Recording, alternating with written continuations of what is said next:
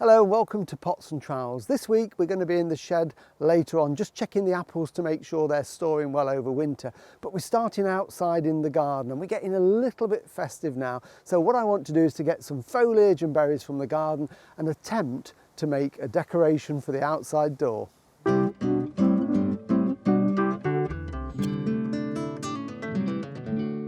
So we're going to start with a quick run around the garden. It's going to test Sean's camera skills this week. He's got to keep up with me to get some foliage and berries. And I must start with this one because this is a type of Cotoneaster and it's got these beautiful crimson berries on it that stay on all through the winter. So I'm going to cut some of this because this is important to give that festive feel to our decoration.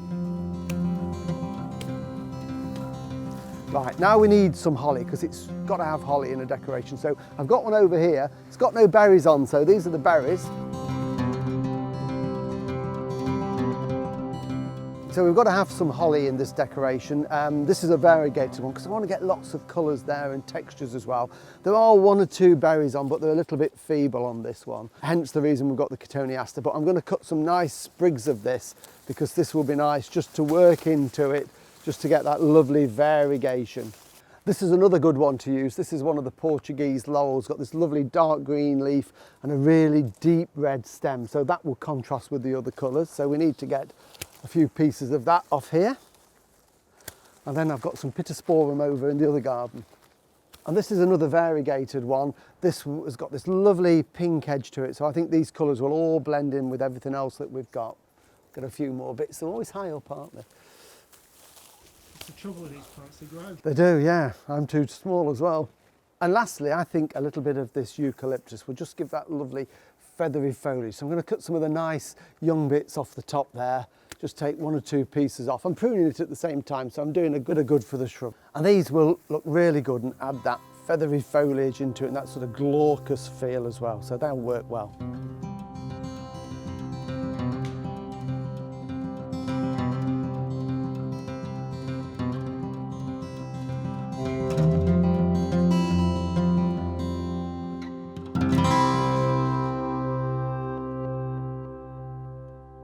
So here we are, we've got all this beautiful foliage fresh from the garden and a few berries in there, which I think all complement and work together really well. What I'm going to do to start with is try and make a bit of a framework of foliage. So we need a pair of secateurs, we need some wire to bind it together, or you can actually use gaffer tape as well. So I'll show you that in a minute. So I'm going to start with a couple of long lengths.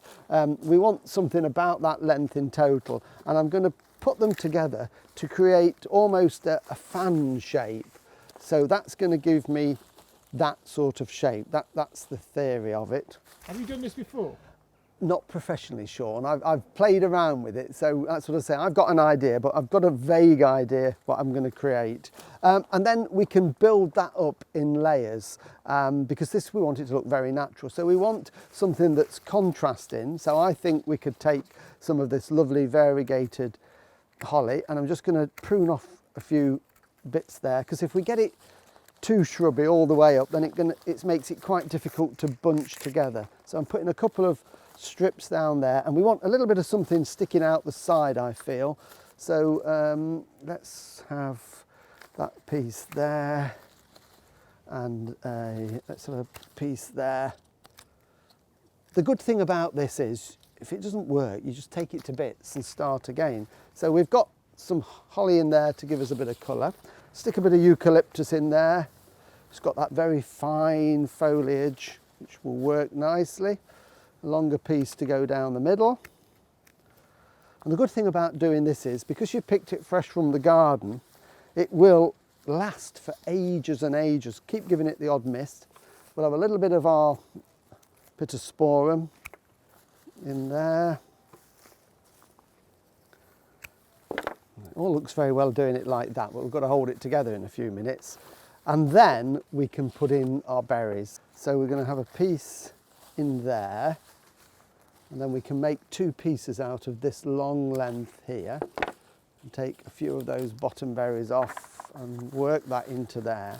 So that hopefully is starting now just to take on a bit of a shape.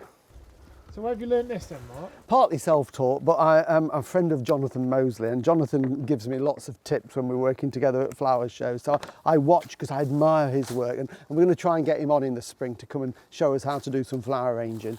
So yes, that's sort of forming it. So what I'm going to do at this point is now hold this together, because we're getting that shape that I'm looking for. And we want it to be very natural and nothing too formal anyway. So using either string or wire. This is just ordinary garden string. We've got the rough, just very rough shape, and we can tweak this as we go. Hold it together in a bunch, and then you've got to loop that round. So you need long arms to go round there.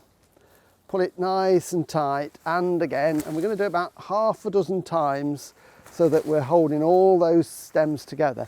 This is where you can use gaffer tape if you want to, just a strip of gaffer tape, and then we're going to tie that off nice and tight. So there it is, it's starting to take a little bit of a shape there, and it's held nice and firmly with the string. So what I want to do now is put on a few cones. Now, I haven't got any cones in my garden, so I've been and bought these, I must admit. They've got a bit of fake snow on. So what I'm doing is wiring them up. So a very easy way to do that is to get a little bit of wire and then get in your fir cone. And if you can go and get them off a tree somewhere, all the better. And basically we're going to leave a tail sticking out there, and we're just going to weave the wire down into the cone like that. They're often in the park, aren't they? Yeah, and you can just pick them up. Yeah, I should have, if I'd thought about this, Sean, I could have sent you out earlier this morning to have got some, but never mind.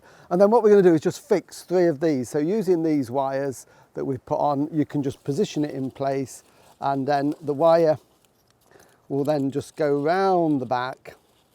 So there we go, just give that a good twist to hold that in place and tighten the other one up. The trouble is with this, you need 3 hands, and it's so fiddly. Would you hold that for me? So there, well, that's better. And then I can get a bit more tension on it to hold it in place. Don't worry if they move around, because we can twist them into place. Thank you very much.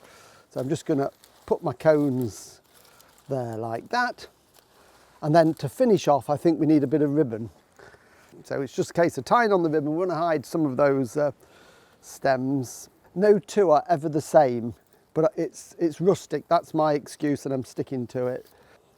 And then just slide that down into place. Little tabs there, they hold your cones in place. And then finally, what I'm going to do just to finish off is cut some of these little stumps off just here, because we don't want those all sticking out. So we're just trimming these off to make it nice and neat at the top. The very last thing is we've got to find a means of tying it up. So I'm going to just thread a piece of the wire into there and twist that off so that we can then hang it up. And there we have it.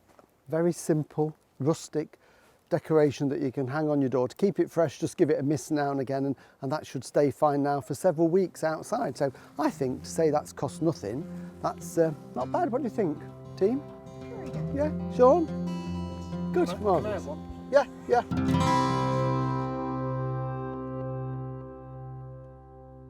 If you've picked your apples a couple of months ago and you've got them stored to use over winter, you need to check them every now and again. These are a mixture of cooking apples, so it's just a case of going through them. They've usually got a waxy coat, which means they're a good keeper. So these are Bramleys and Newton Wonder. But just go through them, and I've noticed that there is 1 or 2 that have started to rot in this.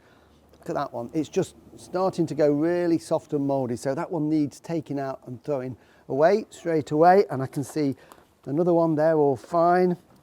If I go further down the crate, there's another one that's just gone completely like that. They just do it for no apparent reason. So it's worth going through any crates or boxes or bags of apples, you know, every week or 2, just to make sure that they're all okay, they're fine and nice and solid. Oh, there's another one there, look, nearly missed that one. That's a quite wizened one. That one can go. And in fact, that one is starting to go there. So that one's going, and that one's going. So they're all nice and healthy in there, so I'll keep my eye on those. But they do need to go, because if you leave them in, they will rot, and if it touches a healthy one, the rot will go from apple to apple. So it is important that we do get rid of them nice and cold as possible, and we should be able to keep those well into the new year. There you go. I don't think that looks too bad after all, does it? So thank you very much for watching this week. Hope you've enjoyed Pots and Trowels. Please share it on Facebook and YouTube. Tell all your friends, and we'll see you again next week. Thank you.